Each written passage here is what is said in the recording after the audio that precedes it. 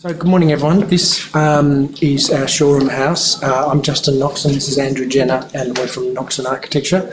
So Shoreham House is on the traditional lands of the Bunurong people and it's in the coastal hamlet of Shoreham adjacent to the Western Port Bay coastline. So this is the site, and when the client came to us there's this original very modest little a mid-century beach shack, and I think one of the key things for us really was the client had a Danish background, and as we talked with them they were very interested in bringing something of that background and that sense of hygge to a family home.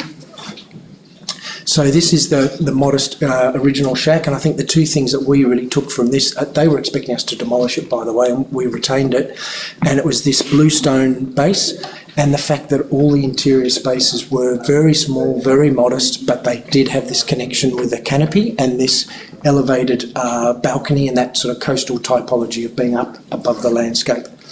So in our site sort of analysis at the beginning, the key thing is this western and southern beach path, which everyone in the area passes through to the beach.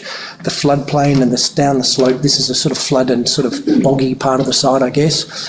And the other thing is, to the north, is these overlooking houses, which prior to our project, these people had literally used the area to walk their pets and all that, and looked over the property. So the owner was very keen not to be too aggressive with what we did. So these concept sketches, this is sort of the direction we took, and retaining the original cottage, which is at the sort of top of the site, and really using that balcony as a springboard out for a new extension, so that the project sort of hovered over the landscape and creating a sense of permeability in that sort of coastal typology underneath the new wing. So here it sits on the site, and really the main thing for us is we just had to navigate between all these existing trees. So this became a way of, I guess, being protective from the more public western side, and really taking in the coastline is down here, taking in the eastern aspect of the block, but also not creating a big barrier to all the neighbours up there.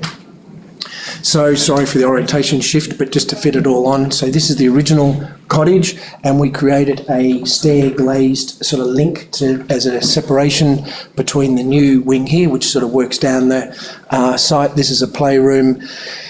And then the original area is utilities underneath, and then as you move up the stair, it's sort of in these modest original bedrooms, it's kids' bedrooms and guest, and then this side becomes the new wing, which is elevated up into the treetops, and it opens up as you sort of move through, really taking in particularly the south and east aspects over here. We took inspiration from the swamp gums that are around, and that sort of structural tree structure. The house is anchored back to the original and then pushes out down the site up into that elevated, giving way to the open elevated canopy. So you see that sense of permeability, so it's not blocking the site from that sort of coastal path, and it just floats there. As you move down to the end, it really just sort of, gives way to the tree canopy. On the west, that sense, because it's a bell-rated site, the colorbond and sort of protective layer wraps like bark, as it were, around the building, also with the battens just giving the filtered protective light and privacy from those public areas. So there's the glaze link between the original, which has obviously been restored, and the new, and we linked it with some elements like the battens and so forth, and picking up this datum line of the original, which we sort of carried through, and it steps down the site, which you can see here, that sort of datum drops, that separation, but there's the link, and then link them both new and old with these sort of screen devices, which is protective. So then as you move from the entrance stair and sort of canopy, this is the original cottage to one side, and it's all really very singular and referential, I guess, to the basalt story of the original, and we introduced our new elements and the original V-jointing, which we retained and added. Very singular, very calm, sort of keeping it cohesive right down through to the sort of simple elemental bathroom elements. A little bit of bling in the wine store, but still celebrating the bluestone backdrop. When you turn to the other side, you go into the new element, and again, equally singular, but in a different way, and that's the inner skin of the sort of protective bark tree. So this is the playroom on that lower level, but you can see the connection across to the cottage. And then celebrating through the stair link, this bluestone, which we had to actually rebuild and do a lot of work, but we retained it. So that's that stair element. There's the original, very insular, inward sort of contained element of the original. And then this is the long sort of floating element highlighted with by this spine skylight, which articulates the light, and it opens really off to the eastern side of the site. So that's the skylight, which is down the spine, and again you can feel that different but singular calm interior detailing of the timber, kitchen, meals, living, just giving way to the canopy. So it's really about just being up in the tree canopy.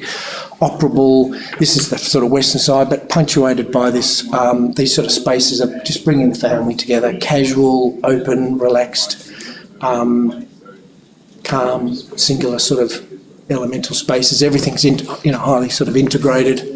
But then when you move to the end, it's really just about being in the tree canopy. So looking back along that spine, you're then reconnected with the original dwelling back in the stair sort of void.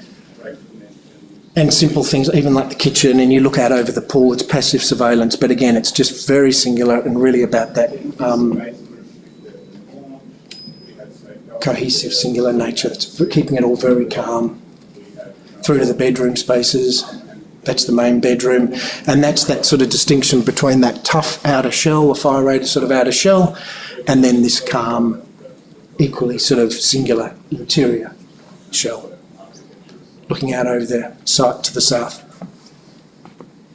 And the bedrooms just pick up that original cottage, the simplicity of the V-joint, which we just restored, and it's all sort of tonal and earthy in a different way to the new, but the similar sort of concept of keeping it singular.